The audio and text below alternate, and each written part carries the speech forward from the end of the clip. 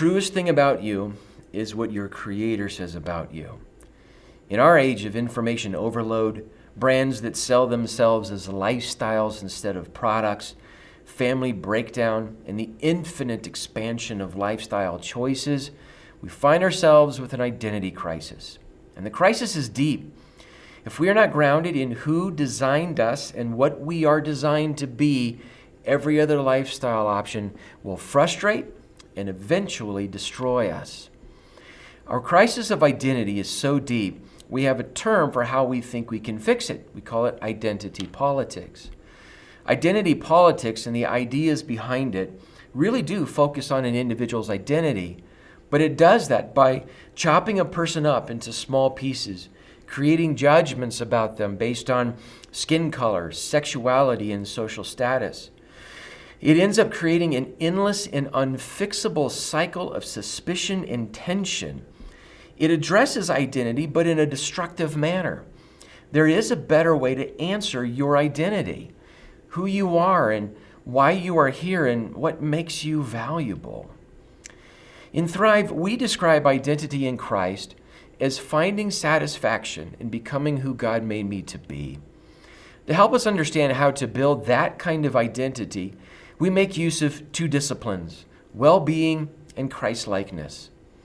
Have I learned to ground my well-being in who I am in God rather than my circumstance or the roles that I fulfill? Can I learn to describe my life, my values, and priorities in terms of Jesus Christ? Exodus chapter 3 tells the story of God calling Moses to lead the Israelites out of slavery in Egypt.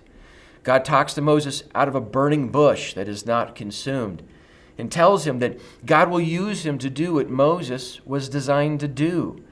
Moses was born a Hebrew, which means he was born a slave, but he is raised in Pharaoh's household, meaning he was raised in wealth and power.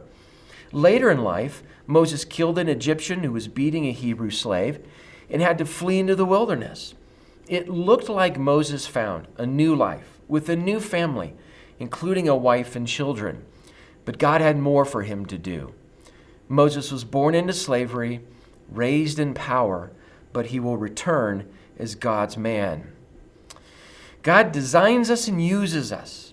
Moses' life is uniquely suited to return to Egypt and have audience with Pharaoh on behalf of the Hebrew slaves. Moses was in the desert herding sheep, but God had not forgotten him or left him alone. God seeks him out and lets him know that his identity has been founded in the holy and great God who created him and calls him. And so it is with each of us. We are not forgotten, and we can find our identity in the God who designed us. Moses was not sure that he was up to the task. In fact, he argues with God about it. But each time, God tells Moses that he will go ahead of him and he will prepare the way. God keeps saying, I will be with you. I will go ahead of you. You see, if we walk in our God-given identity, it is God who walks ahead of us. We find our well-being in God and the knowledge that he designed me and I am his child. When I find that identity, then everything I do comes from my God-given identity. Without that, everything I do is an attempt to find or construct my own identity. The Apostle Paul is another example of a man whose life was headed in one direction, but was radically changed by the call of God.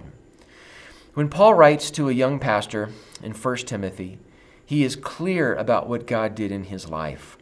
Paul says he thanks God for showing mercy to him. Paul knows he was a sinner, the worst one he knew, but that God extended mercy to him to save him and change his life. This piece of knowledge is critical to my identity as a child of God. My identity cannot be based in myself because it cannot be based in sin. Only Jesus is full of righteousness and life, and I am not. My primary identity then is as a saved sinner. I am a human created in the image of God, saved by the grace of God from the sin that will entangle me and destroy me. And now, my identity can be told in terms of the life of Jesus Christ. Paul even told the Galatian Christians, I have been crucified with Christ. It is no longer I who live, but Christ who lives in me. And when my identity makes Jesus great, I will find the satisfaction my life is looking for. Every other option is fleeting, empty, or even just destructive. You are a child of the King. You are an eternal and precious soul pursued by the God who made you and who loves you.